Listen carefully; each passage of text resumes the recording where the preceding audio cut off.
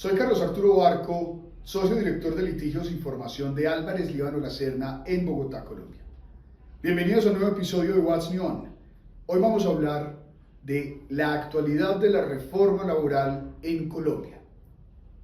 Pues bien, tenemos que comenzar recordando que la reforma laboral es una de las propuestas de campaña del actual gobierno de la República de Colombia, junto con la reforma pensional, la reforma de la salud, la reforma de la educación. Son grandes reformas sociales que propuso desde la campaña presidencial el actual gobierno de Colombia.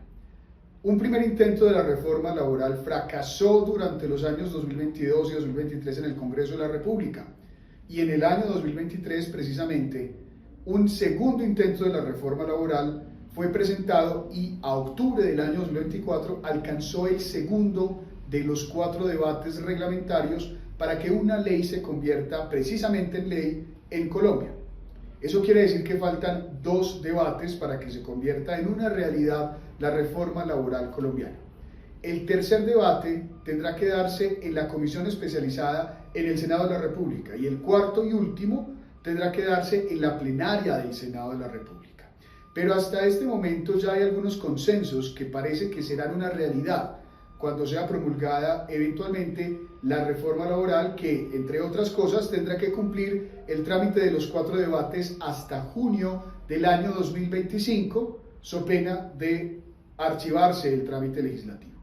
¿Cuáles son esos consensos entre los congresistas que pareciera que serán una realidad cuando sea promulgada la nueva ley laboral en Colombia? Primero, la regla general será la contratación laboral a término indefinido.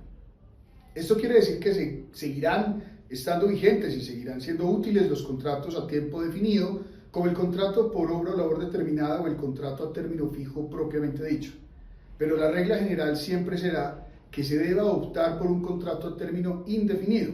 Y esto quiere decir que contratos por obra o labor determinada o contratos a término fijo propiamente dichos, que superen un periodo de 4 años, pues habrán de entenderse indefinidos desde el principio. Otro de los elementos importantes es que vuelve a tener un carácter laboral el contrato de aprendizaje.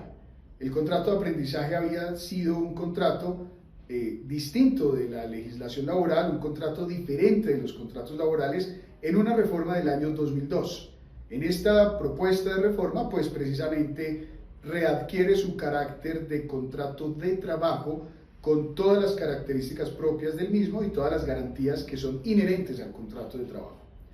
Hay también una regulación de la tercerización y la intermediación laboral, de manera que siguen siendo mecanismos útiles, mecanismos legales y mecanismos legítimos de contratación en Colombia. Sin embargo, cada vez más están más rigurosos en sus requisitos, hay una mayor supervisión y hay un mayor control en la utilización de mecanismos de tercerización y de intermediación laboral que de cierta manera desincentivan también su uso por ser cada vez más difícil para los empresarios acudir a estas figuras que seguirán en todo caso siendo legales. Otro de los elementos más importantes es que se incrementa el pago por las horas trabajadas en días dominicales y festivos. Hasta ahora, el valor que se paga por un trabajo en día dominical y festivo en Colombia es del 75% de recargo sobre la hora trabajada. Ahora, el incremento será llevar esto gradualmente al incremento del 100% sobre la hora trabajada. Y finalmente, uno de los elementos importantes que terminó siendo excluido de la reforma laboral era un artículo que incrementaba y hacía más costosos los valores o los costos por terminar contratos sin justa causa.